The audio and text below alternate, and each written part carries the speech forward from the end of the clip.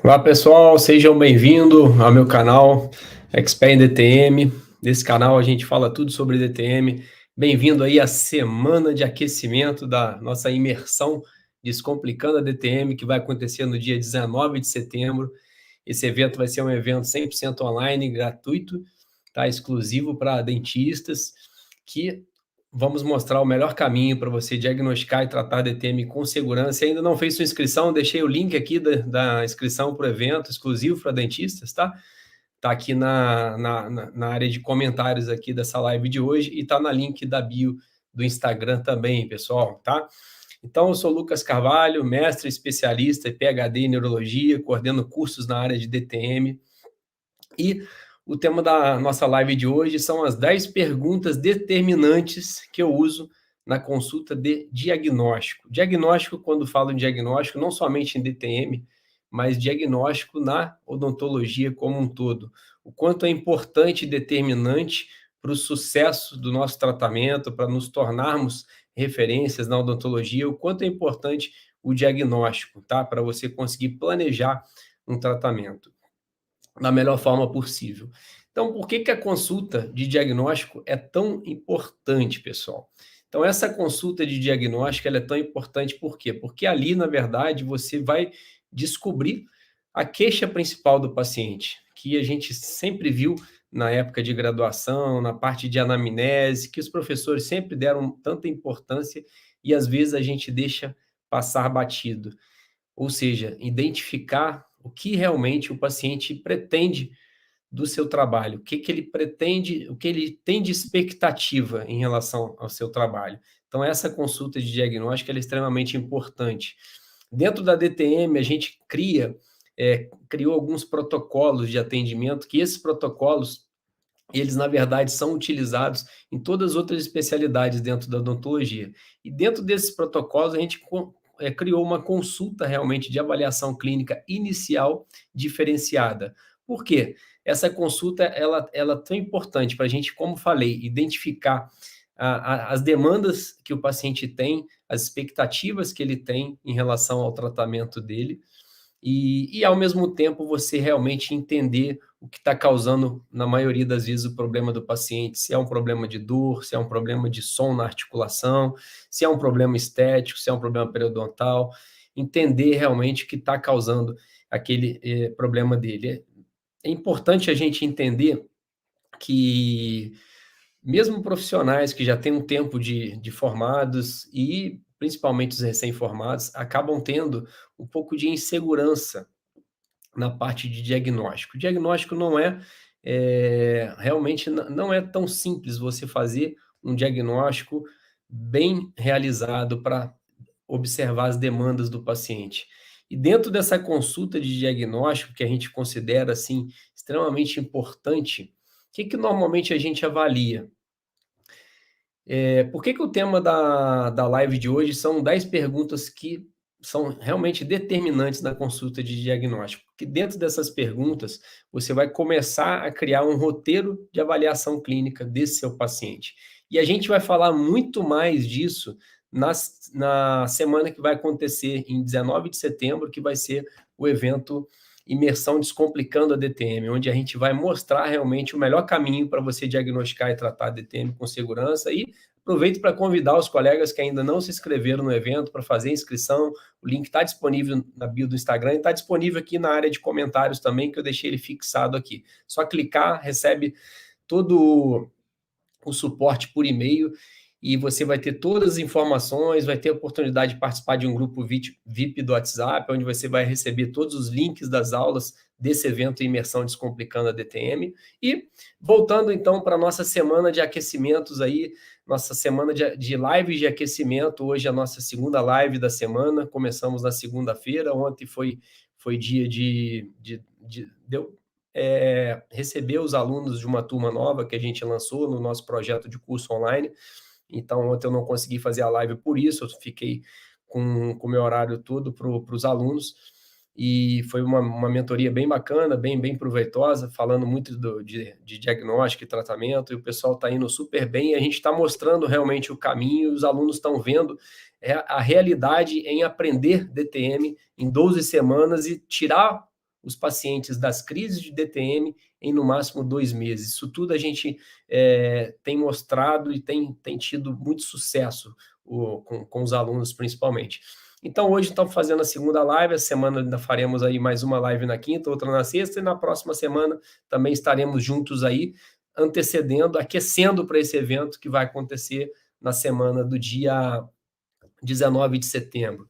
Então, vamos pensar então no que você pode abordar o seu paciente em relação a essas perguntas determinantes na hora de você diagnosticar o problema do seu paciente. Primeira coisa, o que seria? Normalmente a gente pergunta ao paciente, quando o paciente chega com a demanda para você de dor, ou se ele chega com uma demanda de, doutor, não consigo abrir a boca, doutor, eu estou com som articular. Ele não fala som articular, mas eu estou com um barulho aqui, doutor, que parece uma areia. Doutor, eu estou com um barulho aqui, eu abro e fecho a boca na hora de beijar, na hora de namorar, na hora de me alimentar, que isso está me incomodando socialmente. Então tem um som que dá um estalo muito forte aqui. Doutor, eu fico parecendo que tem uma abelha dentro do meu ouvido, fica zunindo, que é o que a gente chama de zumbido. Então, são queixas muito comuns, cada vez mais comuns, que a gente está recebendo na clínica odontológica. E situações como essa, o que você precisa saber como uma primeira abordagem, uma primeira pergunta? Quanto tempo tem o problema do paciente? Por quê? Quanto tempo tem? A gente sabe que pacientes que têm qualquer quadro, principalmente quadros dolorosos, e se esses quadros dolorosos eles duram mais do que 3 meses, o problema já passa a ser um problema crônico. Todo problema crônico é difícil controle. Você tem um grau de dificuldade maior para controlar o problema daquele paciente. Então, você já tem a ciência que vai ser um tratamento com um grau de complexidade um pouco maior. Então, o tempo mostra isso para você, o tempo da queixa, quanto tempo está durando aquele problema do paciente. Se é uma coisa recente, não, tem 2 semanas. Então, o paciente, na verdade, tem uma dor aguda. Então, essa é a diferença principal para você saber o tempo do problema do paciente, o tempo da queixa do paciente, se é agudo ou se é crônico. Outra coisa que a gente aborda como uma segunda pergunta, intensidade da dor, principalmente da dor. A gente sabe que você tem uma escala numérica da dor, não sei se vocês já ouviram falar, essa escala numérica da dor, ela vai de 0 a 10.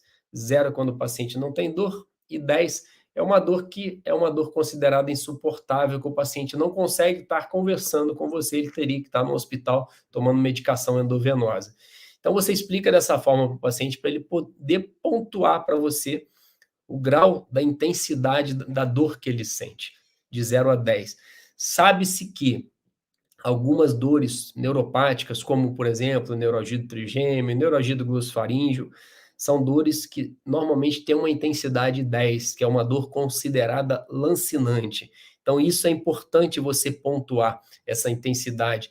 Dores musculares, por exemplo, normalmente são dores que variam entre 6 e 7, são dores tidas como dores moderadas, tá? Dor articular, ela varia, ela pode ser uma dor de moderada a forte, tá? Então, essa intensidade, ela nos auxilia também na tomada de decisão e no diagnóstico, tá? Tipo da queixa do paciente. Então, por exemplo, se o paciente tem dor, então a primeira pergunta, tempo, para saber se o problema é agudo ou crônico. Segunda, intensidade, para você pontuar diferentes dores orofaciais que existem, desde que você as conheça e sabe fazer diagnóstico diferencial. Terceira pergunta, o tipo do problema do paciente, que tipo seria esse? Se for dor, o tipo da dor. Se for som articular, por exemplo, tipo do som articular. Então, se for dor, por exemplo, vocês sabiam que a dor ela tem variações, que é o que a gente chama de qualidade, ou até mesmo tipo? Então, a dor ela pode ser uma dor considerada cansada, uma dor pesada, uma dor fadigada. Isso é uma dor com característica de dor muscular. Uma outra dor que parece que o paciente fala, doutor, parece que dá um choque, parece que está eu estou levando um tiro na cabeça, doutor, parece que está uma opção de agulha penetrando na pele. Isso é uma dor considerada dor neuropática, tá? Então você tem aí uma dor muscular, que eu acabei de falar, como que ela é, uma dor neuropática. Qual outro tipo de dor que existe?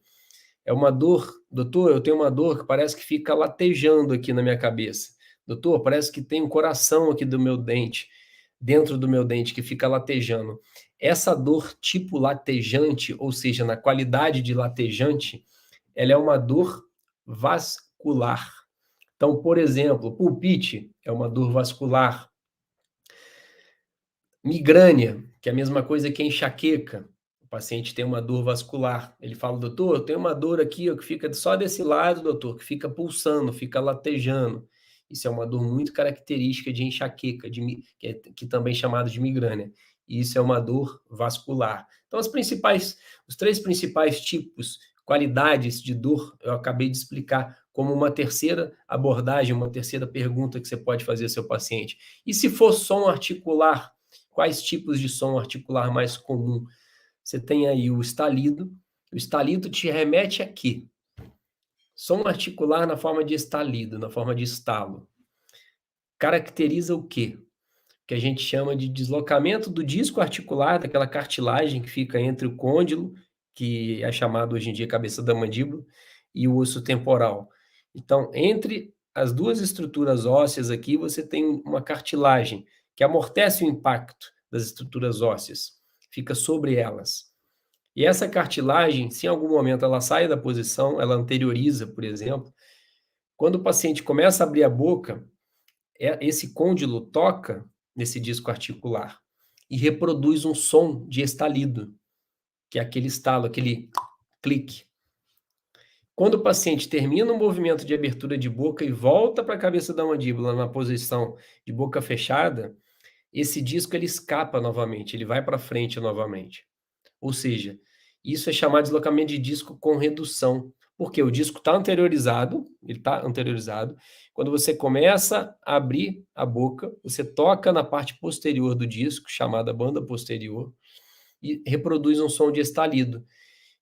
Ou seja, ele estava anteriorizado, você recapturou ele, tá? Por isso que chama redução, ou seja, você reduz uma anteriorização. E você faz o movimento de abertura de boca, quando você volta com a cabeça da mandíbula, com o côndilo para dentro da fossa mandibular, o disco anterioriza novamente e caracteriza um outro som de estalido. Então, esse é o deslocamento de disco com redução clássico. Por isso que é importante você saber o tipo de som articular que o paciente tem, quando isso for uma queixa dele. E se o paciente fala com você, não, doutor, tem um som aqui, mas é um som que parece... Já viu o serrote na madeira, que parece que fica rangindo? Esse é ou um barulho de areia, isso é um som característico de crepitação. Então, crepitação é um som articular que tem esse som audível na forma de areia, de rangido, e é um som que, na maioria das vezes, ele está associado a uma destruição da estrutura óssea da cabeça da mandíbula, ou até mesmo da fossa mandibular, tá? Que nós chamamos de doença degenerativa. Então, o som de crepitação, ele está associado à destruição óssea. Então, por isso que é importante você saber o tipo de som e o tipo de dor, tá? Terceira abordagem, terceira pergunta, frequência. Qual a frequência da sua dor? Dói todo dia, dói alguns segundos? Frequência e duração, na verdade. Você pergunta a frequência e depois você pergunta a duração. Então, qual a frequência? Todos os dias? Ah, não, doutor, tem essa dor aí a cada 3 dias, a cada 4 dias. Isso pode te facilitar na tomada de decisão. Por quê? Por exemplo, uma dor odontogênica, ela, na maioria das vezes, a gente sabe que ela começa de uma forma e ela vai exacerbando, e ela passa a ser diária. Dificilmente ela é intermitente. Dor muscular, ela já pode ser uma dor contínua, na maioria das vezes. Então, a frequência da dor é interessante você saber, é importante você saber. A duração dela, por exemplo, algumas dores neuropáticas, como, por exemplo, a neuralgia do trigêmeo, é uma dor que dura de segundos a 2 minutos, no máximo. Na maioria das vezes, pessoal, só que a gente tem, é importante, eu gosto de falar isso porque é importante você saber que a gente tem variações. Então, dentro, por exemplo, da neuralgia do trigêmeo, se você puxar lá o critério para diagnosticar a neuralgia do trigêmeo, você tem vários tipos de neuralgia do trigêmeo. Então, essa neuralgia do trigêmeo mais clássica, mais padrão, é essa que dura de segundos a 2 minutos, tá? Oi, Andréia, tudo bem? A live vai ficar gravada sim, tá? Pode ficar tranquila. Ela vai ficar gravada somente por alguns dias, tá? Assim que começar a semana da imersão Descomplicando a DTM, aí as lives saem, essas ao vivo saem do ar, mas vai ficar gravada sim, tá bom? Então, se você não conseguir aí, se perder alguma coisa, você vai ter acesso sim, tá legal? Continuando então em relação à duração, porque às vezes o aluno manda mensagem, mas você falou que a neuralgia trigêmea dura de segundos a 2 minutos, mas eu estou com um paciente que ele tinha esse padrão de duração dessa forma da neuralgia trigêmea dele, só que depois de um tempo, conforme foi cronificando, a dor começou a durar mais tempo, até horas. Isso é muito comum acontecer, tá? Então, isso é uma variação que acontece com dor de uma maneira geral.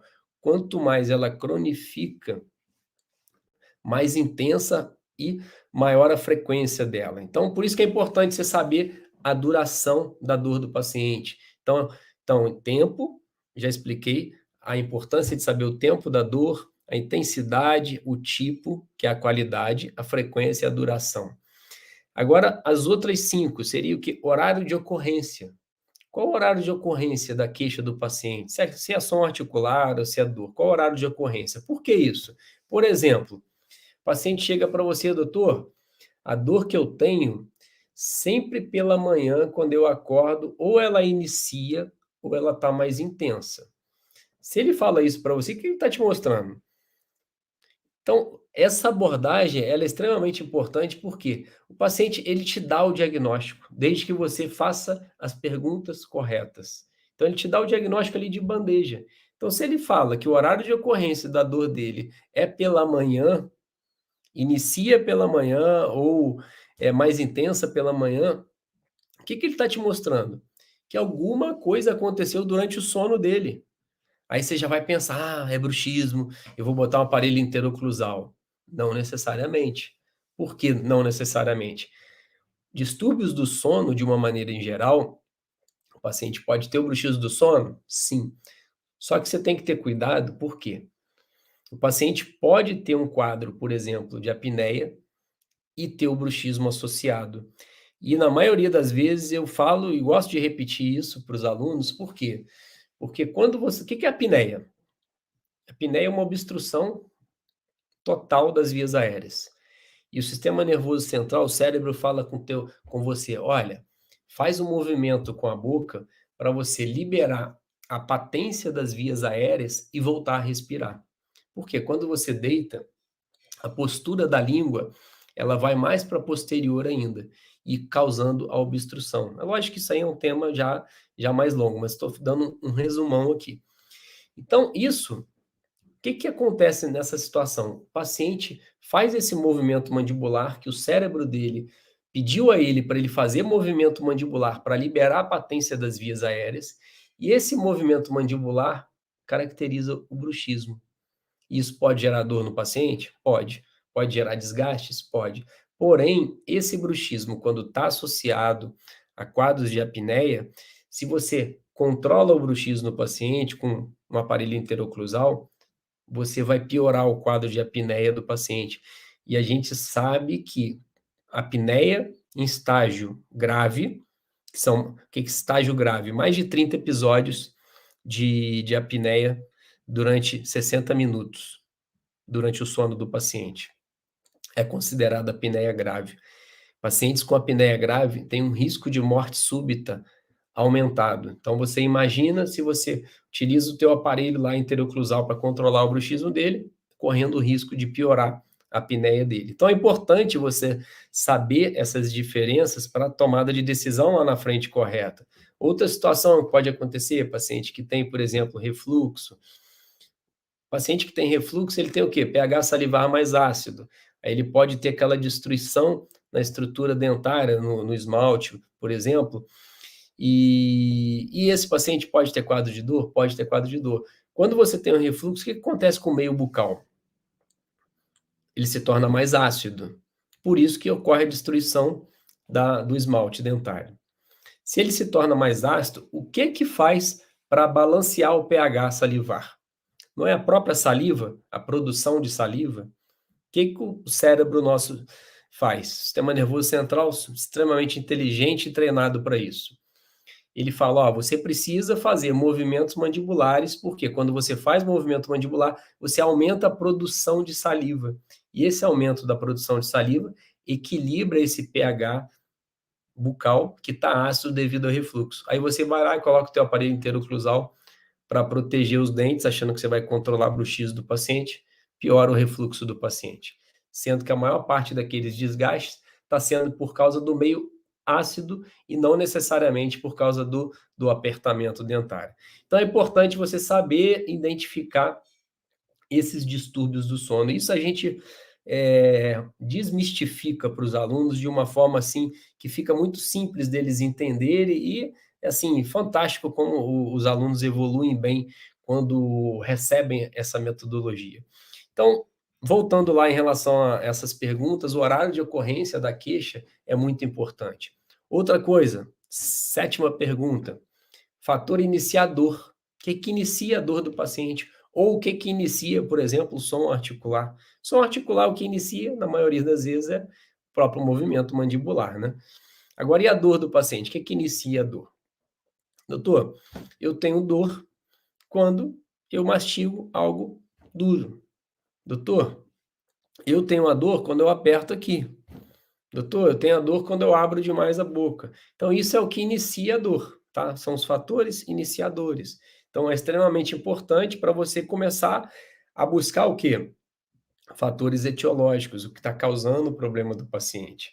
Para você parar de tratar a consequência e tratar a causa do problema. Então, isso é extremamente importante. Outra pergunta, só um minuto. Outra pergunta, oitava pergunta, que é bem determinante no diagnóstico. Fator acompanhante. Vocês já ouviram falar em fator acompanhante da queixa do paciente? Fator acompanhante da dor, por exemplo? Pacientes, por exemplo, ontem a gente estava fazendo uma mentoria com uma aluna e ela já até tinha um pouco de experiência em DTM e ela falou: olha, uma das coisas que eu tô amando esse seu curso é que eu aprendi a diagnosticar de forma diferencial como eu nunca tinha visto antes. Por quê que eu estou falando do diagnóstico diferencial? Justamente nessa pergunta dos fatores acompanhantes. Porque o fator acompanhante ele pode ser determinante na sua tomada de decisão. Então, por exemplo, às vezes o teu paciente, você tem a certeza que ele tem um diagnóstico de DTM, porém, ele pode ter um outro tipo de dor associada. E esse outro tipo de dor associada, existem alguns fatores que acompanham a dor, que a gente chama de fatores acompanhantes, que pode te auxiliar na tomada de decisão. Por exemplo, pacientes que têm, por exemplo, migrânia. Vocês sabem o que é migrânia? Acabei de falar mais cedo. Enxaqueca, tá? Então, a migrânia, você tem dois tipos principais, a migrânia com aura e a migrânia sem aura, mas eu não vou entrar nesse assunto agora. Então, a enxaqueca, classicamente, o que ela é? É uma dor que pulsa, que fica latejando. Na maioria das vezes, ela é de um lado só, ela é unilateral, e ela tem um fator acompanhante clássico, que é náusea e vômito, tá? E ou vômito. Então, o paciente normalmente que quando ou tem ou antecede a crise de enxaqueca, que é uma dor muito forte, de um lado só, que pulsa, o paciente normalmente ou ele vomita ou ele fica muito enjoado. Então, é um fator acompanhante da enxaqueca muito clássico, tá? Que te auxilia, às vezes, na tomada de decisão. Por quê? Porque esse paciente que tem enxaqueca, 70% dos pacientes que têm enxaqueca, ele tem DTM também, sabia? É muito comum o paciente que tem enxaqueca ter DTM. Então, elas caminham muito juntas. Então, quando você tem duas doenças atingindo o mesmo indivíduo, o que vai acontecer com esse indivíduo? O limiar de dor dele, ele vai o quê? Vai diminuir muito. Então, é aquele paciente que é mais sensível à dor. Por quê? Ele tem um limiar de dor mais baixo. Você imagina a quantidade de impulso de dor chegando no sistema nervoso central, com uma enxaqueca, com uma DTM, ou às vezes até com uma terceira dor, tá? Então, você saber identificar isso é importante, por quê? Porque às vezes você trata a DTM, você fez todo o protocolo correto e o paciente nunca está 100%. Por quê? Porque você não soube diagnosticar diferencialmente. Se você soubesse, e o fator acompanhante ele te ajuda nisso, você saber o que está acompanhando a dor do paciente, te facilita que a encaminhar esse paciente para às vezes para um neurologista, que trabalha com cefaleia e que vai te auxiliar nesse tratamento da enxaqueca. Então é importante o fator acompanhante por isso. Outro fator acompanhante que é comum, o paciente falar: "Doutor, eu tenho essa dor também do lado de cá, é só desse lado, eu fico às vezes, fico vendo uns vultos na minha frente, parece que eu tô vendo 2 coisas ao mesmo tempo, parece que a vista fica embaçada só de um lado".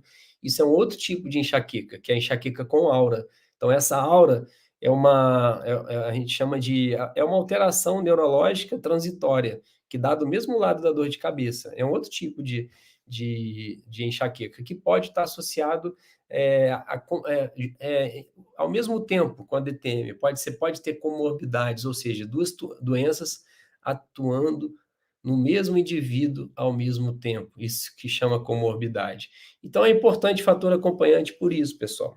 Tem até uma moça aí que falou aí, ó, que ela tem os 2, que é horrível. É a quantidade de paciente que faz contato falando que é que a gente, assim, online, né, o pessoal que entra em contato querendo, que ajude de alguma forma, online é muito difícil, né, a gente precisa de uma avaliação clínica presencial, então eu sempre sugiro, se você quiser indicação na sua cidade, que tem pessoas de vários lugares do Brasil que acabam acompanhando a gente, eu sempre dou indicação. Hoje mesmo eu dei indicação para uma colega de uma dentista que é aluna minha de Brasília, outro dia eu dei de uma de Curitiba, então a gente sempre indica um colega ou outro que é aluno, que a gente confia. Tá bom? Mas isso mostra para a gente a alta demanda, né, de pacientes que sofrem com a DTM e ficam realmente perdidos na maioria das vezes, porque não sabem o que tem, não sabem a quem procurar, tá? Então fica a dica aí para os colegas para buscarem mesmo conhecimento na área para a gente conseguir, ajudar essas pessoas aí, tá? Então, além desse fator acompanhante, tem o que a gente chama de fator de melhora, tá? O que que é fator de melhora? É o que melhora o problema do paciente. Então ele fala: "Doutor, sempre que eu faço um movimento com a", então imagina que ele tem um som de estalido. Ele fala: "Doutor, se eu trazer um pouquinho", ele fala o queixo, né? "Se eu trouxer um pouquinho o queixo para frente", ou seja, se ele avançar a mandíbula, falando tecnicamente, se eu avançar um pouquinho a mandíbula, esse som de estalo que eu tenho, ele desaparece, tá? Então, tem algum aqui de Juiz de Fora que possa indicar? Ah, depois você me manda depois um direct, ô Cláudia, que eu tento te ajudar, assim, te indicando algum, tá bom? Então, aí esse paciente fala para você: "Doutor, sabe esse som de estalo que eu tenho? Então, quando eu avanço a mandíbula e abro e fecho a boca, eu sinto que ele alivia".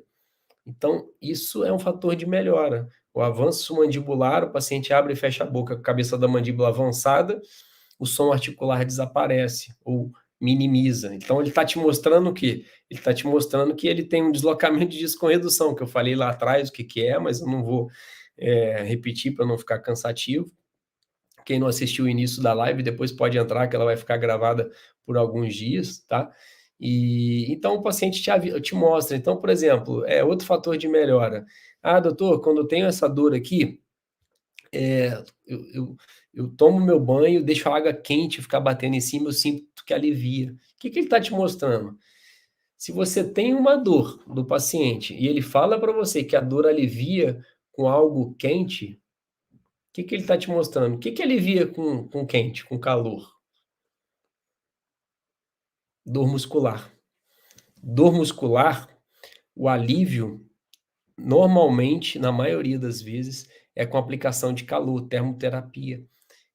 Gera um efeito analgésico. Então o paciente fala para você: "Doutor, sempre que eu tomo banho quente, eu deixo bater em cima naquele lugar que está doendo e eu sinto que alivia a dor". Então isso é um fator de melhora da dor. "Doutor, quando eu uso um aparelho que o dentista fez para mim, alivia a dor". Isso é um fator de melhora.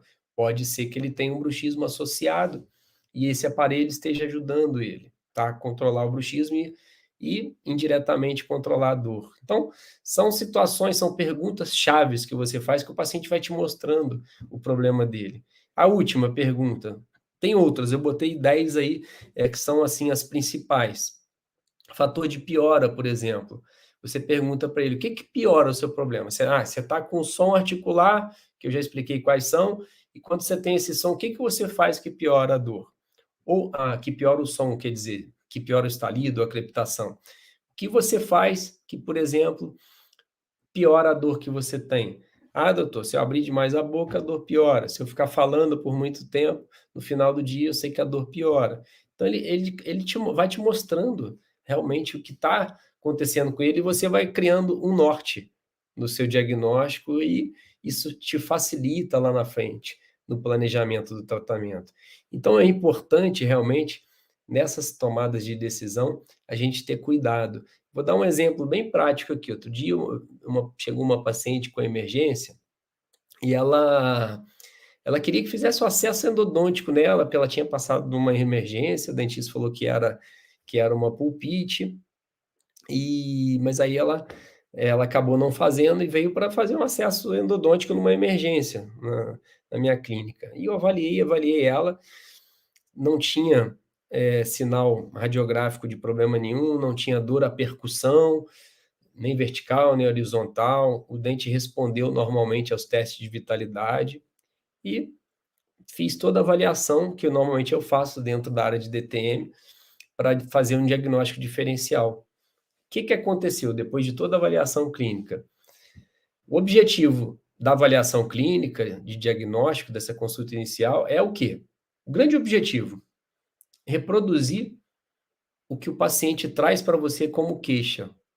Se ele trouxe a dor para você: "Doutor, eu tenho uma dor nesse dente", você precisa reproduzir essa dor de alguma forma. Por isso que a gente faz teste de vitalidades, por isso que você faz percussão vertical, horizontal, por isso que você faz todos esses testes, tá. Mede lá a profundidade de bolsa periodontal, todos os testes possíveis. Verifica a oclusão, se tem alguma interferência. Então tudo isso você faz. Qual o objetivo? Reproduzir a dor dele. Então, nesse caso dessa paciente especificamente, quando a gente foi tentar reproduzir a dor dela, sabe quando que a dor foi reproduzida? Na hora que o masseter foi palpado. Então, durante a palpação do masseter, ela sentiu a dor no dente. Falou: "Não, a dor agora é a dor que eu te falei do dente, agora que você apertou aqui, ela começou".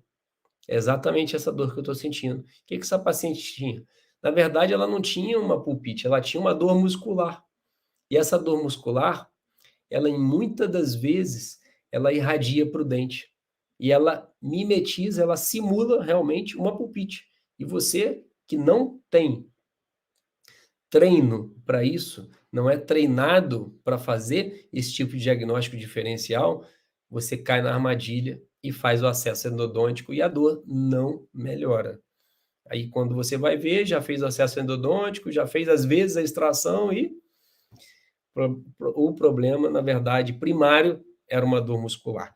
Então, por isso, pessoal, que essas perguntas são realmente determinantes. E nós temos aí inúmeros de trabalhos na literatura, relatos de caso, trabalhos de grandes autores, revisões sistemáticas da literatura, dados estatísticos assim extremamente importantes, mostrando o quanto é importante essa abordagem de uma forma correta do seu paciente, principalmente numa primeira consulta, o quanto a DTM pode te auxiliar nisso, tá? Então, se você antes agora eu sugiro para vocês, dentistas, colegas, amigos, que antes de pensar que a DTM não é uma especialidade fácil de aprender, ou de pensar que você, eu não vou ah, ter uma boa rentabilidade com a DTM se eu comparar a implantodontia, a ortodontia, outra especialidade,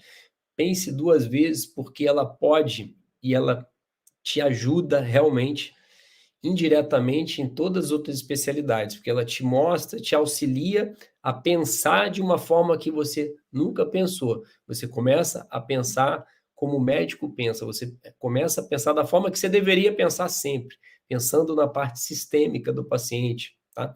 Sabendo como que é toda a parte de anatomia, fisiologia, para você realmente, tudo que você colocar dentro da boca do paciente, você ter a segurança e a certeza que você vai ter durabilidade, tá? Que você vai ter sucesso, que você vai deitar no teu travesseiro e dormir com a cabeça tranquila. Então a DTM, ela te dá um caminho diferenciado na profissão que pouquíssimos profissionais têm, pouquíssimos.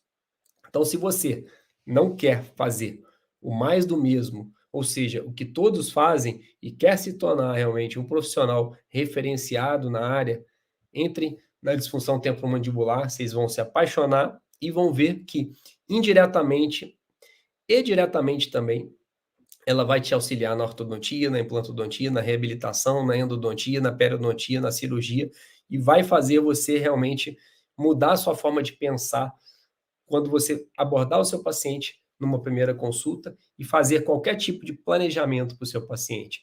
Então, aproveito a convidar vocês para acompanhar nosso conteúdo diário de disfunção temporomandibular. Todos os dias tem conteúdo, tudo baseado nas evidências científicas atuais. Se você ainda não está me seguindo aí no Instagram, siga-nos, se inscreva no canal do YouTube. Todo dia tem conteúdo de disfunção temporomandibular baseado nas evidências científicas e alinhados com uma prática clínica que tem uma realidade de muitos pacientes, tá? Então a gente tem a carreira acadêmica, mas tem a carreira clínica também. Então a gente não é só pesquisador, tá bom, pessoal? Convido vocês aí a fazer parte da imersão Descomplicando a DTM, que vai iniciar dia 19 de setembro, e amanhã estaremos novamente na live. Desejo uma boa noite, um bom descanso e um bom finalzinho de feriado.